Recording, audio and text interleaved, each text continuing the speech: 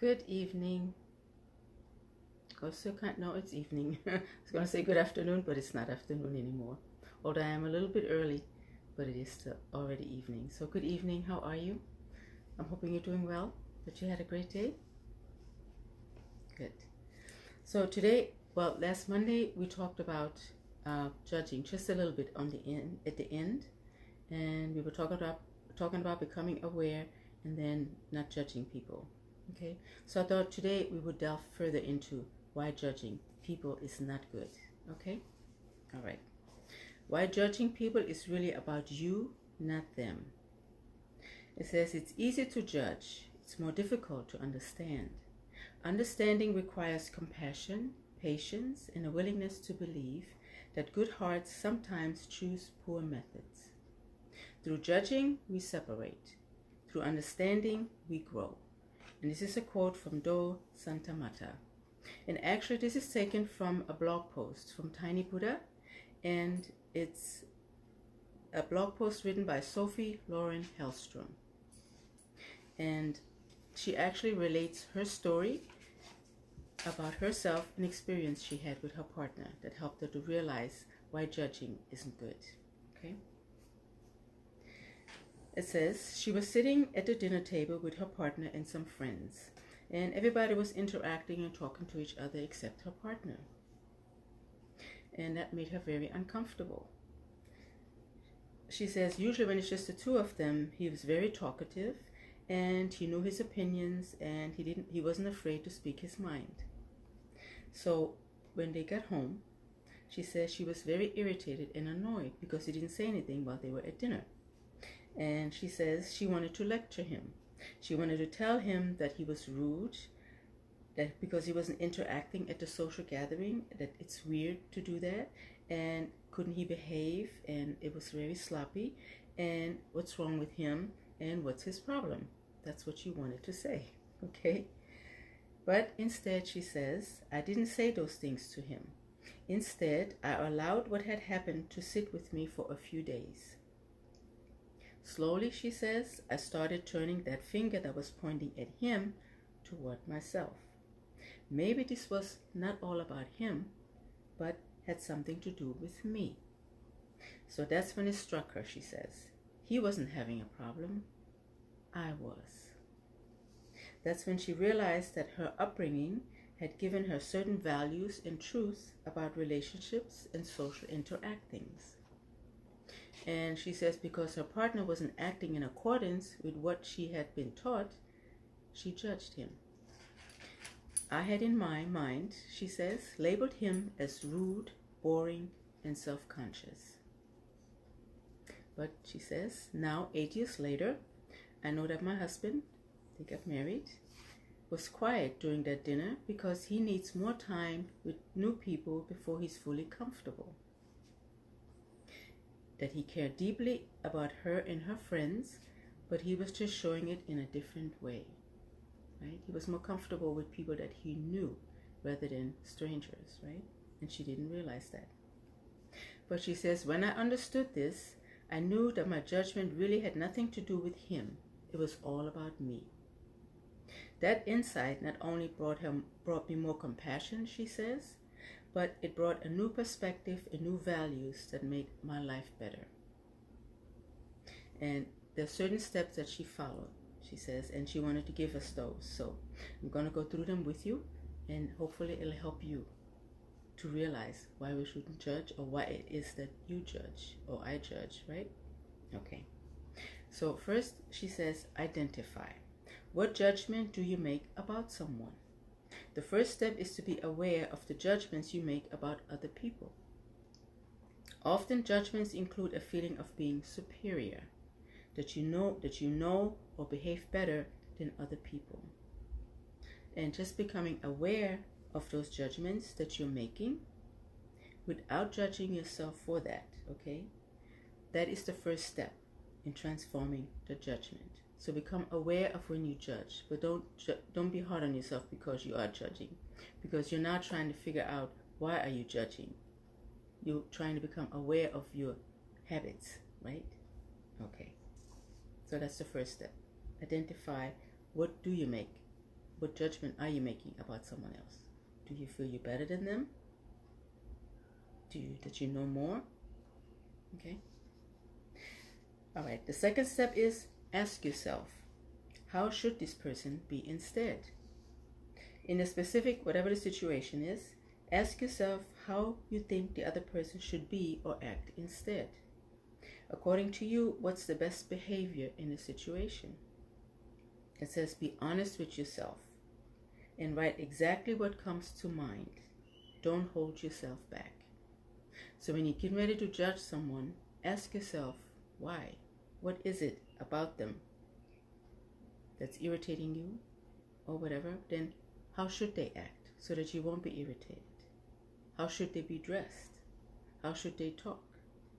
Right? Ask yourself that. What exactly is it that's so irritating about that other person? Why are you judging them? Right? Write it down, she says. And ask yourself, what should they be doing so that you will be comfortable with them and don't need to judge them? Okay, that was step 2. Step 3, it says go deeper. Why is it important to be this way? Be curious and ask yourself, why is it important to be or act in the way that you prefer? If a person doesn't act that way, what does it signal about the person? What is the consequence of not being or acting in the way that you desire? Right? Ask yourself, why is it so important that they do it the way you want to? They act that way. What's the consequence if they don't? Is it because you're going to label them a certain way? That they're rude, that they're uninteresting, that they're whatever, right? Is that why? So ask yourself. Go deeper. Then number 4, it says spot. What underlying value is your judgment coming from? Ask yourself what underlying values and beliefs are fueling your judgments. What is the story you're telling yourself about the specific situation? Be brutally honest here. It says, are you seeing the other person as weak, as awkward and weird, as less capable, less skilled, less smart, less intelligent, and ultimately less worthy because they don't measure up to your standards or expectations? Those are good questions to ask, right? What value do you have that you're trying to put on someone else when they don't have those same values, but you're judging them by your values? Right? Okay, number 5, it says make a choice. Keep or replace your values. When you have defined your underlying values and beliefs, you have to make a choice. You either keep them or you replace them. It says, and the crucial questions are your values and beliefs serving you or not? Are they in line with your moral standard and aspirations? Can you replace them with acceptance, respect, curiosity, and equality? It says, can you make a conscious choice to accept and respect all individuals for who they are? Every person you meet can teach you something. So those values that you have because of your conditioning and that you're putting on someone else, can you replace them? Like it says, with acceptance and respect, curiosity, just be curious, right? Especially people from another country, they're sometimes totally different from the way we are, right? Can you be curious about their customs instead of judging them in a bad way? And it says you can learn something from all kinds of people, right? And they deserve to be heard or have their values accepted just like you want yours accepted, right? As long as you're not hurting anyone. Then she says, looking back, this is the person again. Looking back, she says, I realized that the values that my judgments stem from did not only make me judge my partner, but they also made me judge myself. And she said that was stressful because she had to live up to those values, those supposed values that she was conditioned to have, those standards she was trying to reach and making someone else reach, right? That was stressful. So she said, when I stopped judging, my partner felt accepted and respected, and it let him be himself. Okay? And it says, the bottom line is this then. She says, when you judge someone, it always comes back to you. She says, the more you practice not to judge, the more forgiving, accepting, and loving towards yourself you become. She says, next time you find yourself judging someone else, stop and reflect on those things that we just discussed, those 5 points, right? And follow those steps. And then remember, the key is to be honest, vulnerable, and curious. She says, free yourself from the chains of judgment and allow acceptance, compassion, and liberation to enter, both for yourself and others.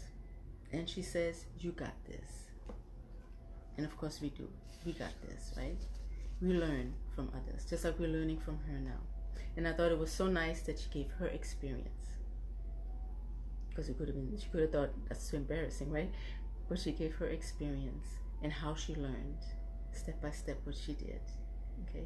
That's sort of like what we learned about becoming aware, more aware of ourselves, right?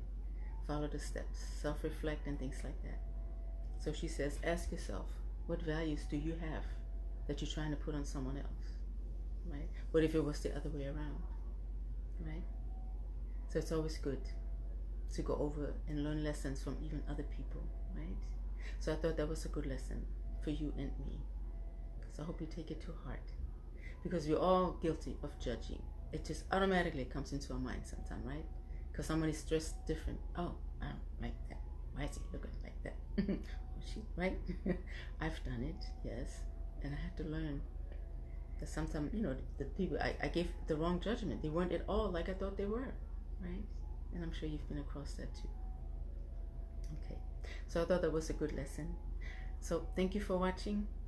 I'll be back on Friday, and hopefully I have something else good to share with you that we both can learn from, because I'm steadily learning. Okay, all right. You take care. Thank you for watching. Bye. Oops. Is he gonna let me stop?